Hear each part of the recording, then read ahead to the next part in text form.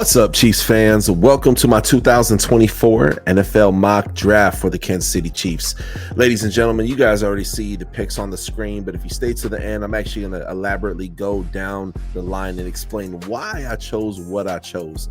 In this episode, damn, dude, the rich get richer. Kicking off this mock draft. And one quick thing. Comment below how much you hate this mock draft, how much you love this mock draft. Give me an A+ or give me an F-. I want to hear what you all got to say.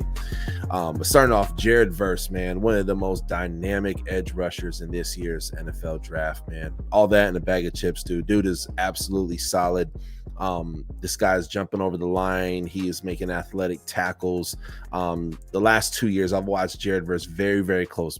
Big in part because most of my family is Florida State fans, and just watching him play, dude, making plays that decide games. I'm a Jared Verse fan, and if he goes to Kansas City, which is totally likely, it seems that Kansas City tends to hit on a lot of defensive players. He's going to torch. He's going to freaking torch the hell out of people. Moving on, another edge rusher, Chris Braswell, coming out of Alabama. I went back-to-back edge rushers, y'all.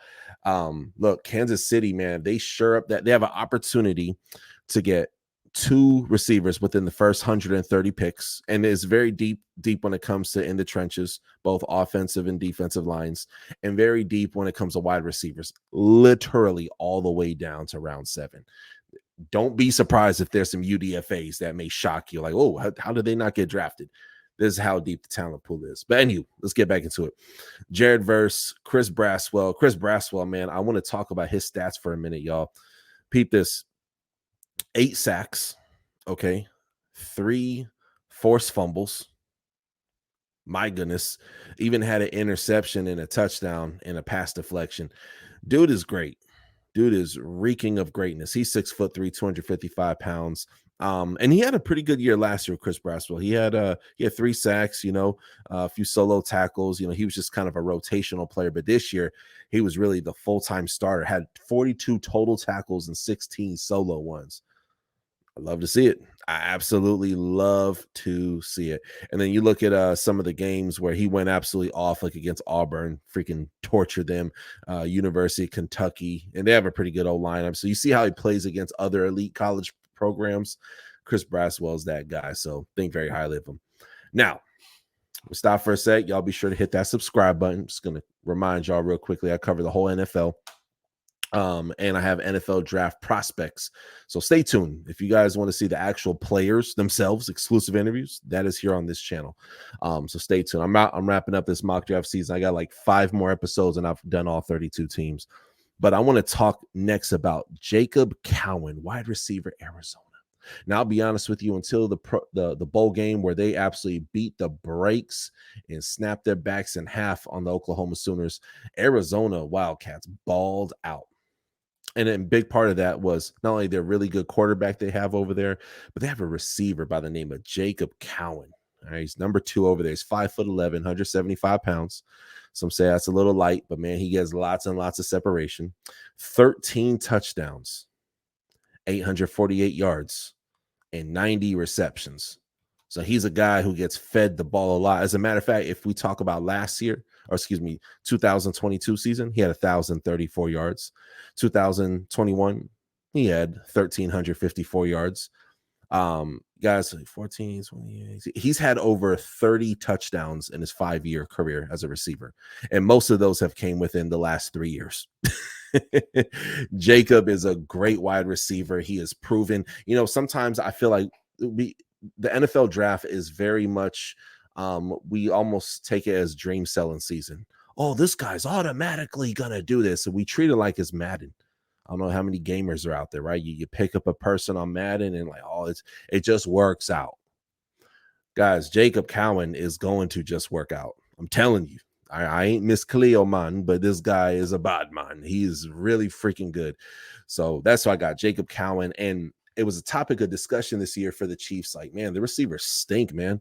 We saw, I think his name's Tony, the receiver, and he dropped it cost him a game, the Detroit game. He kept dropping passes and even making mistakes throughout the year. Then he would make up for it and then make another mistake. And Patrick Mahomes, being the gentleman and great teammate that he is, he, of course, took the blame.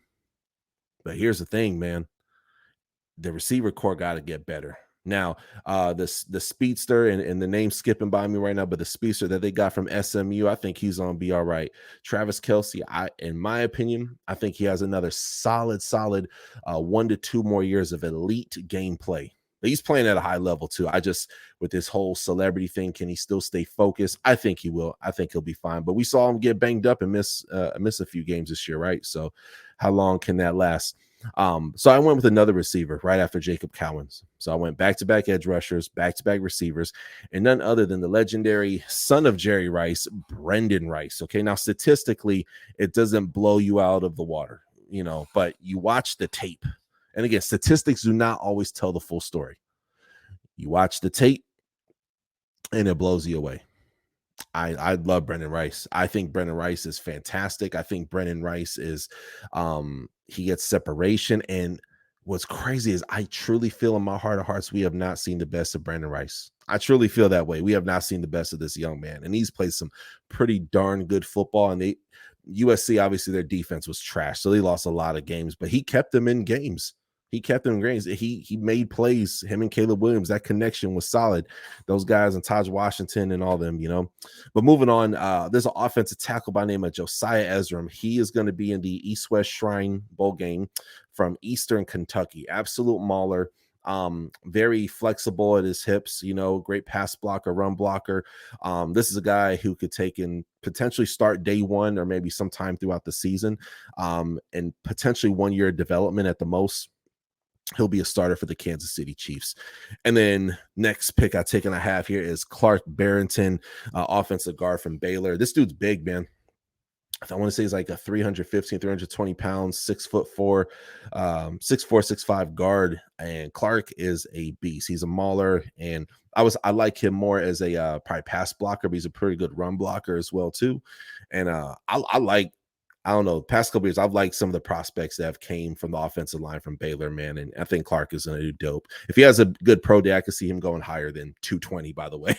but anywho, though, that is my mock draft for the Kansas City Chiefs. I'm shooting this right now. It is 1:47 in the morning, literally the day of the game versus Buffalo Bills. So I'll be dropping this on a Monday. Wishing the Chiefs the best of luck because I'm a Dolphins fan and I cannot stand the freaking Buffalo Bills. And look, man, the Chiefs beat the Dolphins fair and square, rooting for them to take and do well.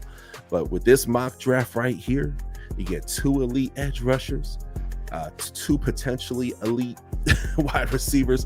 The rich just get richer, and that's how it goes. When you have literally one of the greatest of all time to be your quarterback in Patrick Mahomes, man, anybody that they draft is going to be pretty much good to go, especially when they got the head up already. So on their skill set. But comment below, hit that subscribe button, follow me on social media. I got all my stuff there, my Twitter, Instagram, and Facebook. God bless you guys, and I'll see y'all next time on the Touchdown with Doug Smith. Thank you for watching another episode of the Touchdown with Doug Smith, where we have exclusive NFL content and exclusive NFL interviews. Be sure to hit that like and that subscribe button. Follow us on social media. See you on the next one.